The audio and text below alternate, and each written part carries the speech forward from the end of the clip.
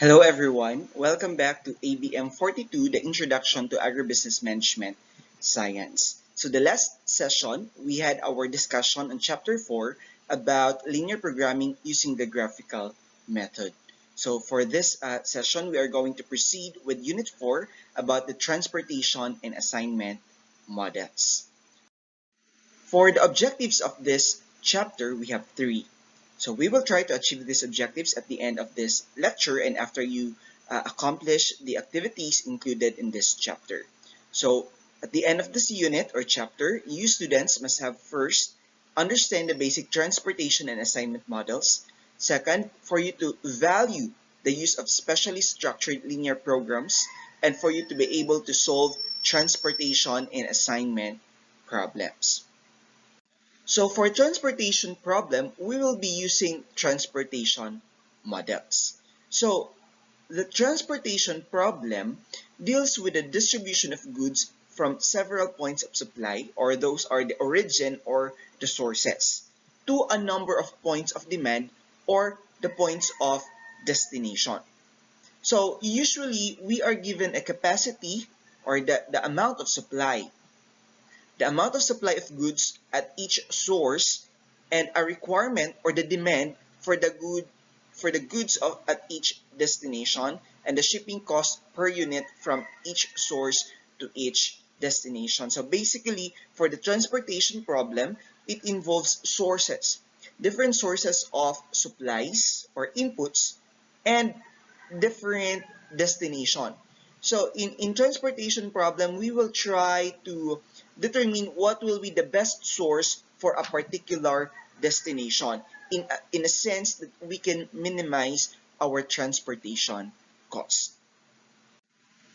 So for the objectives of the transportation problem, so the objective of such problem is to schedule shipments so that transportation costs are minimized. So at times, production costs are included also. So as I've mentioned in the previous slide, that our goal here is to minimize the transportation cost by selecting the most appropriate source to a most appropriate destination. So transportation models can also be used when a firm is trying to decide where to locate a new facility. So before opening a warehouse, a factory, or sales office, it's a good practice to consider a number of alternative sites. So good financial decisions concerning the facility location also attempt uh, to minimize the transportation and the production cost. So to be able to understand how to solve this transportation problem, let's try to have an example linear programming problem, a problem for transportation. So for this transportation problem, let's try to take the situation of the Executive Furniture Corporation. Okay, so for the Executive Furniture Corporation, the company would like to minimize the transportation costs while meeting the demand at each destination and not exceeding the supply at each source.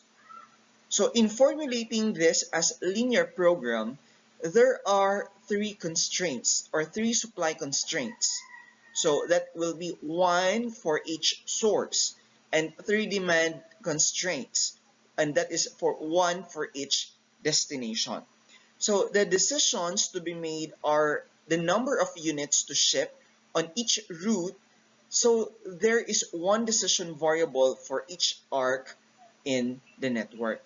So basically, this transportation problem is a special structured linear programming approach in solving a business problem. So still, this is under linear programming.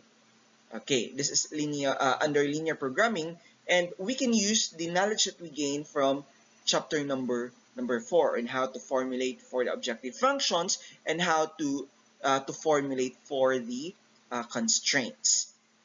Okay, so in this situation, in this example, there will be three constraints for the source, and we have 3 constraints for the destination. Okay, so the company, it has 3 sources of supplies, of their supplies. We have here uh, the source 1 from the Des Moines, second from Evansville, and third source is from Fort Lauderdale. Okay, we have 3 sources and 3 destinations. Destination 1, we have Albuquerque. Second destination is at Boston, and the third destination is at Cleveland.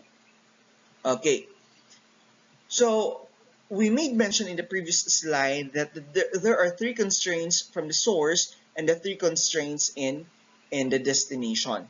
For the source, so we can see here that for source number 1 at Des Moines, it can supply only up to 100 units, whereas Evansville can supply only up to 300 units, and Fort Lauderdale can supply only up to 300 units. And for the destination, Albuquerque have only 300 units demand, meaning we need to supply not more than 300. For Boston, we have 200, and for Cleveland, I think this is 200 if I'm not mistaken. No, you may correct that one on the PDF file that I have given to you. Natabunan man gud with this one. So it is 200. So now, like in linear programming, we need to formulate the objective function and the constraint, meaning we need to turn the problem into mathematical statement. So in this case, we are going to let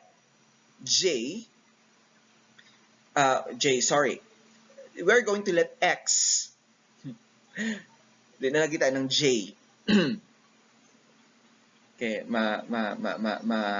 ano ta na, ma-struggle. So, we're going to let X, no? Let X sub ij is equal to the number of units shipped from source I to destination J. This is why this is ij, meaning how many units we are going to allocate from what particular source going to what particular destination. So we have this xij that represents the number of units shipped from source I to destination J. Where I here, we could have it will be represented by 1, 2, and 3. So our I here, 1 will be from Des Moines, 2 from Evansville, and 3 from Fort Lauderdale. So this 1, 2, 3 will have their respective representation of sources. And for J, diba, J is for the destination. So we have 1, 2, and 3, where 1 represents the destination to Albuquerque, 2 to Boston, and 3 for Cleveland. So we need this representation for us to have a more easier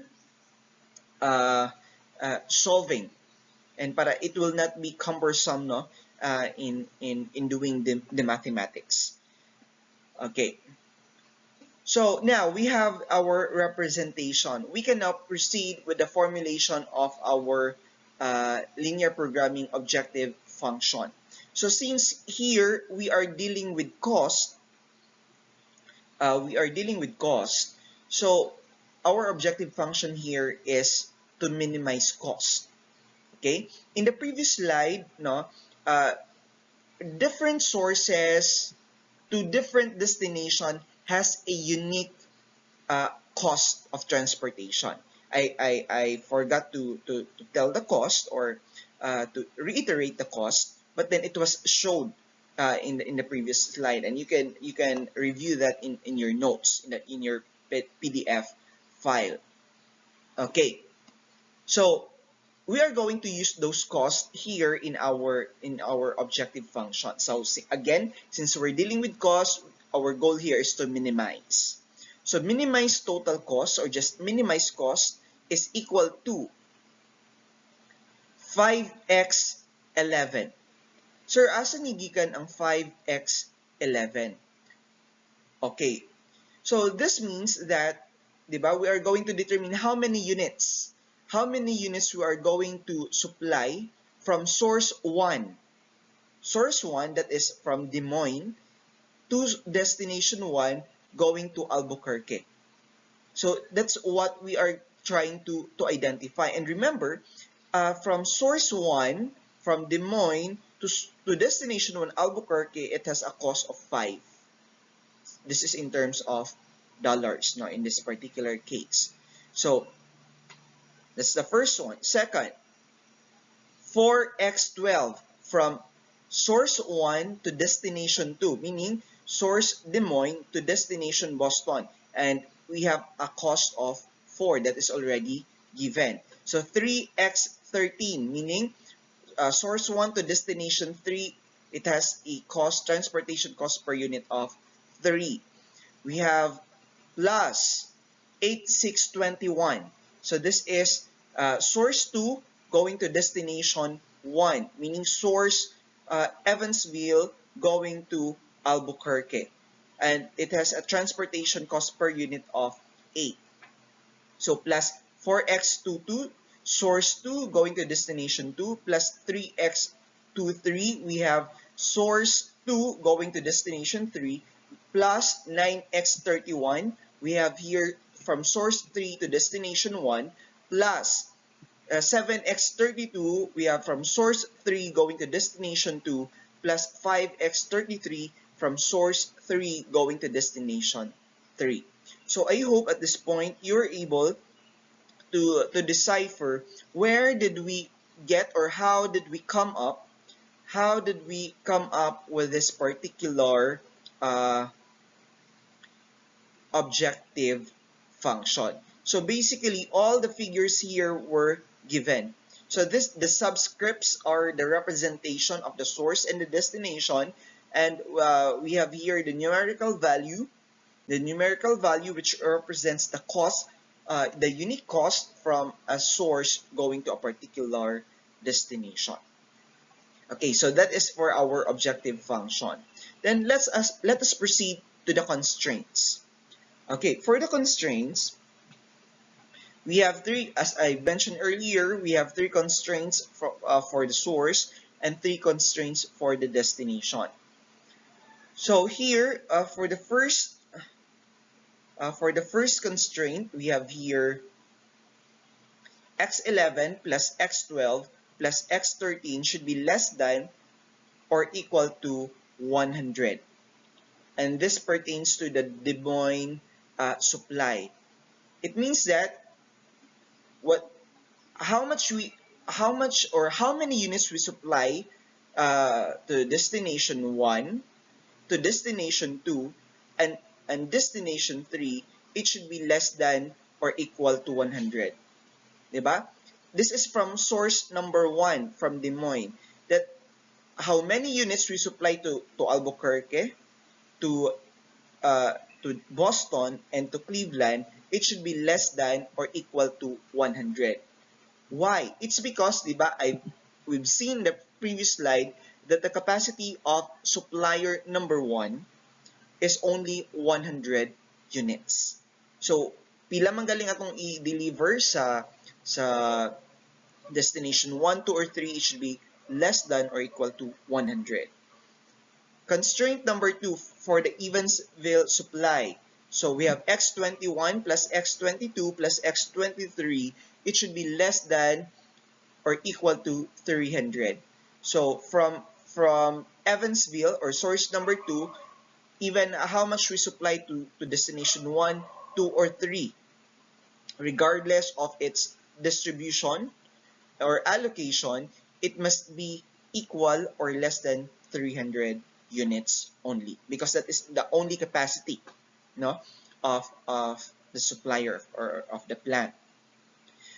We have here constraint number 3, the third source for the Fort Lauderdale supply.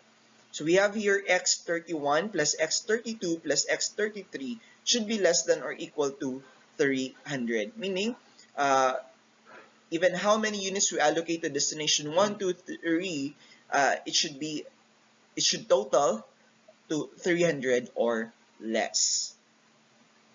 Constraint number 4 for the destination. So we have here x11 plus x21 plus x23 should be equal to 300. Okay? That is for the Albuquerque demand. Meaning, if we're going to supply for Albuquerque or destination 1, even it is coming from source 1, source 2, or source 3, it should be equal to 300 because that is the demand. So yung ano dili siya less than or equal to 300. Remember that they need 300. So if possible, the 300 should be supplied. No? The entire 300 demand. Dapat dili siya magkakulang. Okay. Constraint number 5, we have x12, x22 plus x32, it should be equal to 200. So meaning for the Boston destination, regardless of the source, source 1, 2, and 3, it should supply 200 units. And for constraint number, this is constraint number 6, x13 plus x23 plus x33, it should be equal to 200. Okay, and we have the 7th constraint here, the non-negativity or the non-negative constraints, that x should be greater than or equal to 0. We have this is the non-negativity constraints, that the units that we will be using or we will be assigning should be 0 or greater than 0, and it could never be negative. Okay? Wala may demand nga negative o wala po'y supply nga negative.